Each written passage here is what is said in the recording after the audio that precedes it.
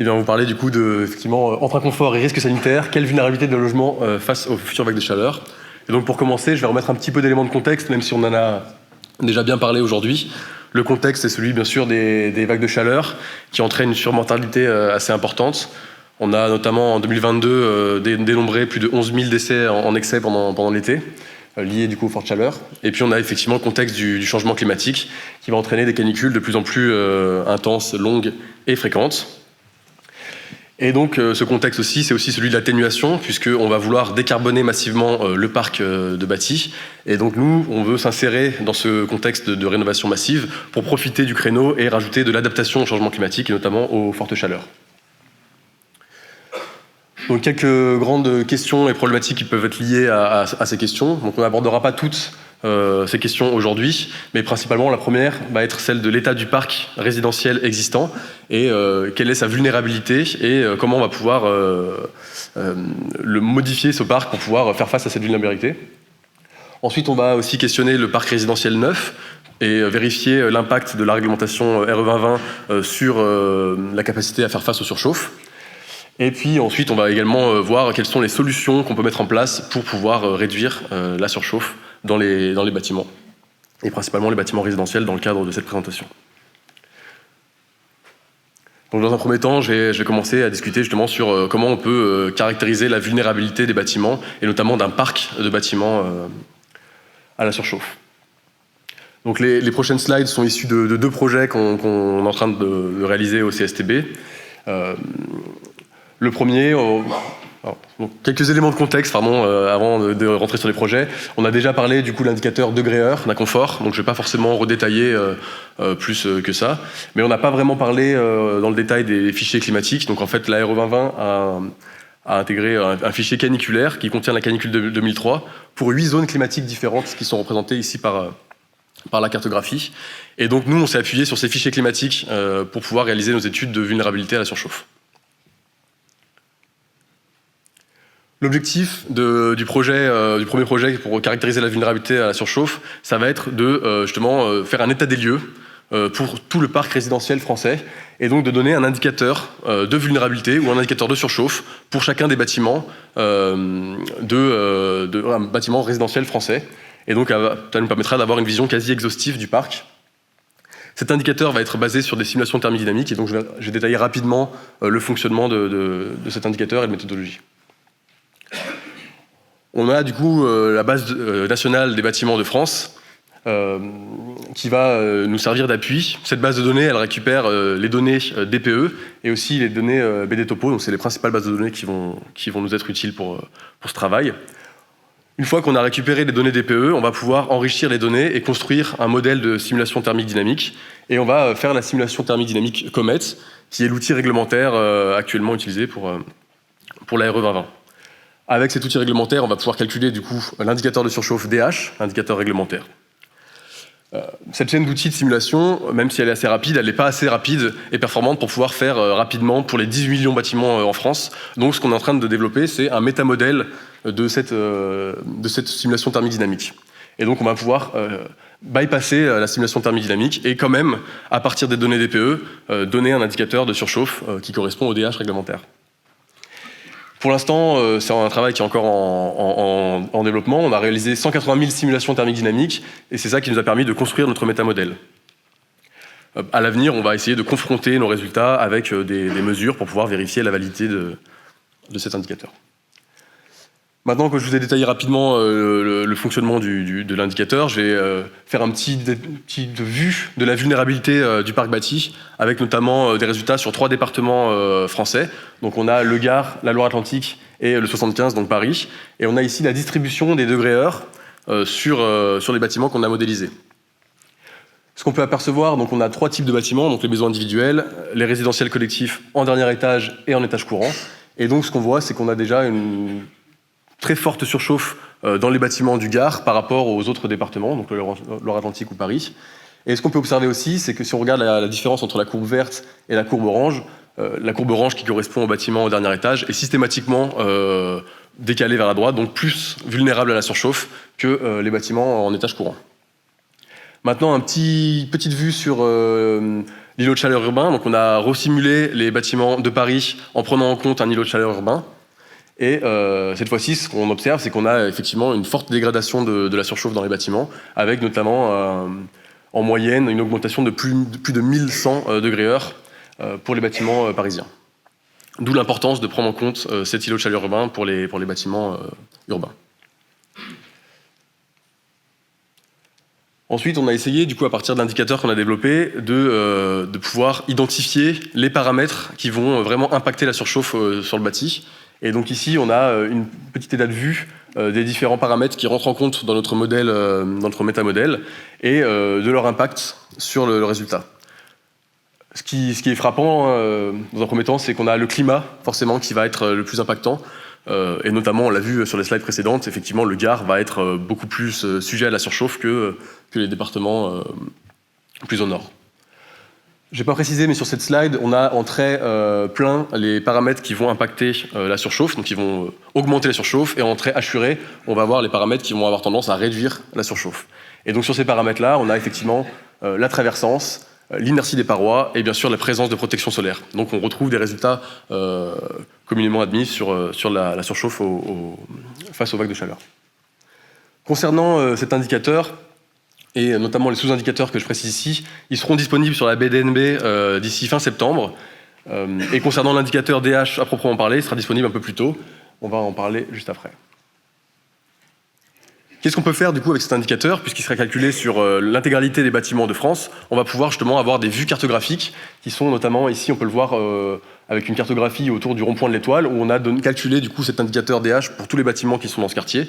Et on peut avoir du coup des vues et des cartographies qui nous permettent d'identifier rapidement quels sont les bâtiments les plus à risque et les plus vulnérables à la surchauffe.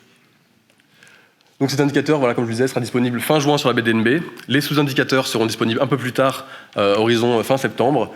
Et on est en train de travailler actuellement du coup, plus en détail sur la considération de l'îlot de chaleur urbain, et ça sera disponible plutôt à horizon fin d'année 2024. Donc ça, c'était un premier projet. Je vais faire un petit parallèle sur un second projet qui s'intéresse également à caractériser la surchauffe pour les parcs bâtis. C'est le projet Renoptim, et notamment aussi l'outil Renoptim qui sera associé à ce projet, dans lequel on va pouvoir justement avoir un outil qui va permettre plutôt d'accompagner des bailleurs pour la rénovation de leur parc. Et donc, il va s'intéresser à différentes échelles. Donc, d'abord, on a la première échelle qui est celle du parc, qui va utiliser l'indicateur que j'ai présenté précédemment. Et ensuite, on va pouvoir rentrer plus en détail jusqu'à l'échelle logement. Et on va pouvoir proposer des solutions d'amélioration qui permettront justement de faire face aux surchauffes. Donc maintenant qu'on a vu effectivement comment on faisait pour identifier la surchauffe à l'échelle du parc, on va s'intéresser plutôt à quelles sont les solutions pour chacun des bâtiments. Et je vais laisser la parole à Durka du coup pour la suite. Merci. Bonjour à tous. Alors voilà, donc là vous avez vu, Adrien vous a présenté un peu au niveau de l'échelle du parc. On va aller à une échelle plus petite, celle du logement. Donc on va s'intéresser aux stratégies, aux différentes solutions pour améliorer le confort d'été. Donc, c'est dans le cadre d'un contrat de recherche avec le CSTB et la R&D d'EDF que nous avons travaillé un peu plus de 3 ans sur un projet qui s'appelle ICAR, donc impact sur le réchauffement climatique des bâtiments en rénovation et dans le neuf. Et donc, là, on va vous montrer juste une petite partie de ce projet-là. Et donc, sur un bâtiment de neuf, en logement collectif et en maison individuelle, on a modélisé et évalué différentes solutions que vous pouvez voir ici. On les a différenciées en 3 catégories. On a les solutions passives. Donc, ce sont des solutions qui permettent de diminuer ou d'éviter l'interaction entre l'extérieur et l'intérieur, donc l'apport de chaleur, ou sinon d'évacuer la chaleur. Donc, on peut citer les protections mobiles, les casquettes ou encore la ventilation naturelle. On a ensuite la seconde catégorie, les solutions douces, qui, elles, permettent de diminuer d'un certain ΔT, la température intérieure, ou d'améliorer la température perçue de l'occupant. On a par exemple le brasseur d'air, le puits climatique, ou encore on a regardé un système innovant, donc c'est une solution technique appelée le rafraîchissement évaporatif indirect. Donc pour ces solutions-là, on ne va pas atteindre une température de consigne, mais c'est juste un certain ΔT. Et ensuite, on a les solutions actives qui, elles, permettent d'atteindre cette température de consigne. Et donc, on a les solutions, les PAC. Voilà. On a regardé, pour ces différentes solutions, 3 critères. Le confort d'été, pareil, avec l'indicateur DH, et le carbone sur 50 ans, donc l'impact sur l'exploitation et l'impact des composants, et enfin, le coût global actualisé sur 50 ans. Donc là, on va vous montrer que le confort d'été, parce que sinon on peut y passer 1 heure pour vous montrer tous les résultats. Donc là, je vous montre le confort, donc le DH, pour le logement collectif, neuf, pareil. Donc c'est un logement de 600 mètres carrés, 9 logements, avec la canicule de 2003. Donc c'est la fameuse THD. Et donc on peut voir sur ce graphe les résultats de Paris avec l'îlot de chaleur urbain et la région de Nîmes. Et donc, on a ce qu'on appelle des box plots, donc c'est les DH pour les 9 logements qui sont présentés. Et là, on peut voir les solutions passives, douces et actives. Et donc, qu'est-ce qu'on peut voir déjà dans un premier temps? Et donc, à Paris et à Nîmes, on peut voir que les solutions passives permettent d'aller en dessous le seuil de 1250 degrés heure de la réglementation. C'est-à-dire qu'on a un inconfort acceptable. En revanche, pour aller en dessous du seuil des 350 degrés, c'est-à-dire le confort, eh bien, il faut bien évidemment avoir des solutions passives, ça c'est sûr, mais en plus, ajouter à minima une solution douce. Et donc là, on vous montre que les DH. Donc le classement de ces des trois indicateurs, confort, carbone, coût. Là, ça va être un peu plus compliqué. Enfin, c'est assez sensible par rapport aux différentes hypothèses qu'on va prendre, les fiches environnementales, les hypothèses sur les coûts, etc. C'est assez sensible, mais on peut déjà dire qu'il y a certaines solutions qui offrent toujours un excellent ratio efficacité-coût ou eurocarbone. La ventilation naturelle, les casquettes ou encore les brasseurs d'air.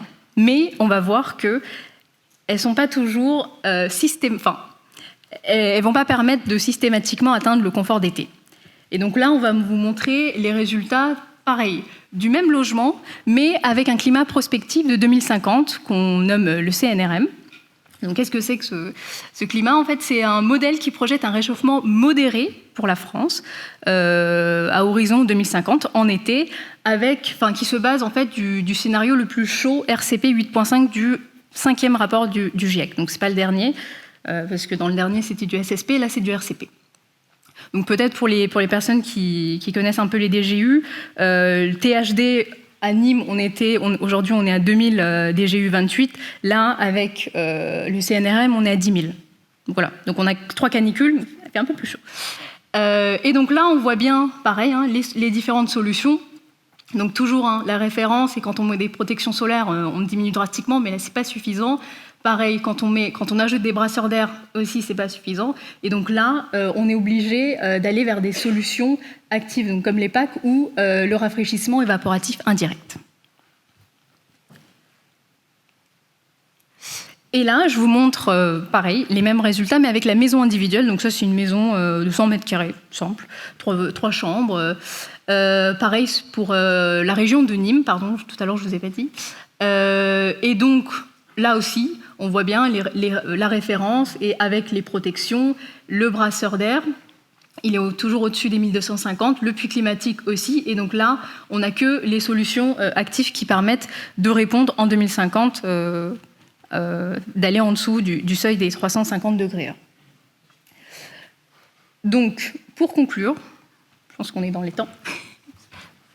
Donc, grâce à ce projet, on a mis en place une dizaine de solutions de confort d'été, et on a regardé ça pour le climat actuel THD, et 3 climats en fait futurs. Donc là, on vous a montré qu'un seul, CNRM, mais on a regardé ça pour 3 climats, et on peut retenir 2 points essentiels. Le premier, on peut le répéter, les solutions passives apportent un bénéfice sur le confort d'été. Ça, c'est sûr. Et quel que soit le climat et la zone climatique, elles doivent être massivement préconisées aujourd'hui. Le deuxième point, c'est que ces solutions, par contre, passives, elles ne seront pas suffisantes pour maintenir le confort d'été dans un climat futur, dans les zones urbaines et dans une partie des zones climatiques. Dans ce cas-là, il faut essayer d'anticiper l'installation de solutions douces ou actives. Parce que tout ce qu'on ne fait pas maintenant, ça sera plus difficile ensuite. C'est comme pour la rénovation, ça va être compliqué. Donc voilà, il faudrait réfléchir à des prérequis architecturaux ou techniques.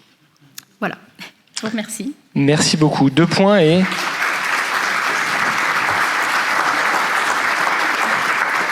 15 minutes 19 à ma montre, c'est parfait, incroyable. Eh bien, vous l'avez compris, c'est le moment des questions avec Adrien et Durka. Alors, est-ce qu'on a déjà des questions ici dans la salle, juste en face de moi? Voilà. Philippe va faire des kilomètres aujourd'hui. Bonjour.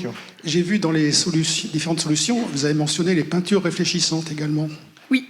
Alors, la question c'est, les peintures réfléchissantes, c'est blanc, j'imagine. Pour les maisons individuelles, est-ce que c'est autorisé? Est-ce que c'est efficace? Donc en fait, nous, on n'a pas regardé pour les maisons individuelles, on a regardé pour le logement collectif, on l'a mis au dernier étage. Donc là, j'imagine que pour les maisons individuelles, je pense que techniquement, je ne suis pas une experte, mais ça ne devrait pas être... ça devrait pas être... je ne sais pas si ça peut être autorisé ou pas, mais en tout cas, je pense qu'on peut avoir des phénomènes d'éblouissement, en fait. Il faut faire attention à l'environnement, en fait. Donc il faut, si on met ce genre de peinture. Merci. On a une autre question juste à côté, je crois. On vous écoute. J'en sais une petite question. Dans une des diapos, vous avez mis la PAC RO, je crois, à la fois en solution passive et active. Oui. Je voulais savoir pourquoi. Alors passive, parce que il faut savoir que la PAC RO, elle peut faire du rafraîchissement ou du refroidissement. Donc rafraîchissement, c'est avec un plancher rafraîchissant. Donc on va essayer de réduire d'un certain delta T, toujours, la température intérieure, et quand c'est une solution active, donc on peut mettre des ventiloconvecteurs. Donc là, ici, pour les PAC RO, on a mis des ventiloconvecteurs. Et donc, on ne vous l'a pas dit, mais ce qu'il faut faire attention dans les suites aussi, parce qu'on en parlait tout à l'heure, pour l'adaptation, pour les PAC RO, il faut faire attention à des phénomènes de condensation. Et donc, il faut réfléchir à un bon dimensionnement et à une bonne température d'eau. Et ça, c'est ce qu'on a pu voir. Parfait. Est-ce qu'on a encore une question? Oui, j'en vois au moins 2 sur la droite de la salle.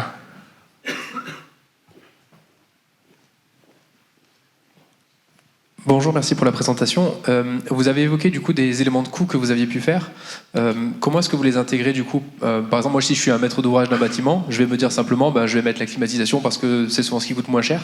Est-ce que du coup vous avez fait des analyses comparatives justement entre les solutions passives et les solutions actives et séquencées? Alors qui veut répondre? C'est Durka.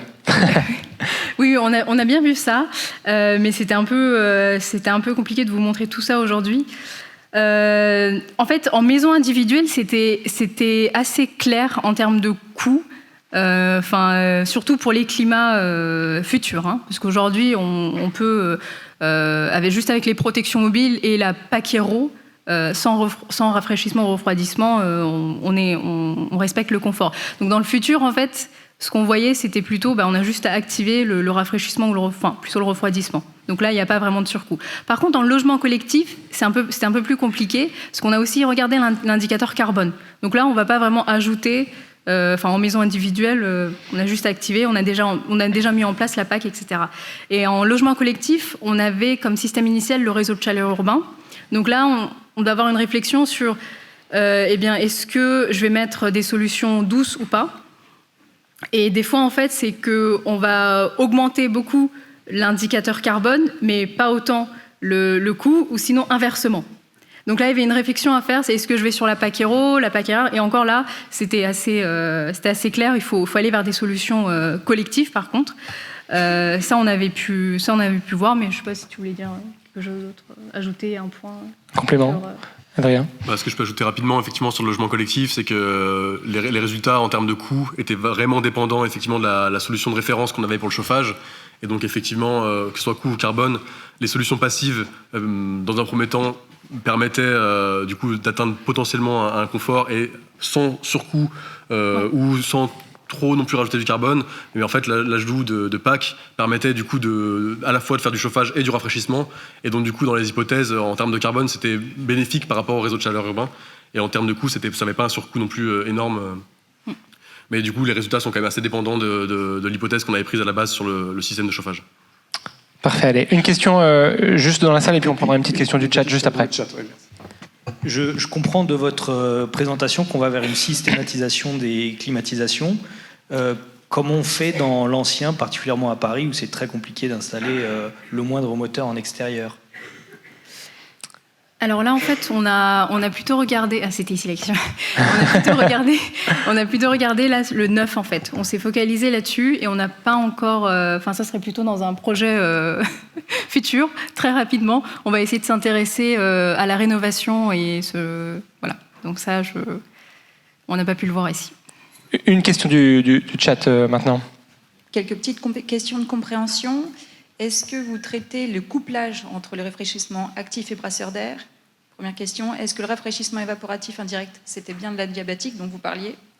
Et puis une troisième question qui était sur est-ce que les degrés heure des logements sont calculés pour tous les étages? Est-ce que les résultats sont distingués par étage? 3 questions en une. Ok, je vais faire la première.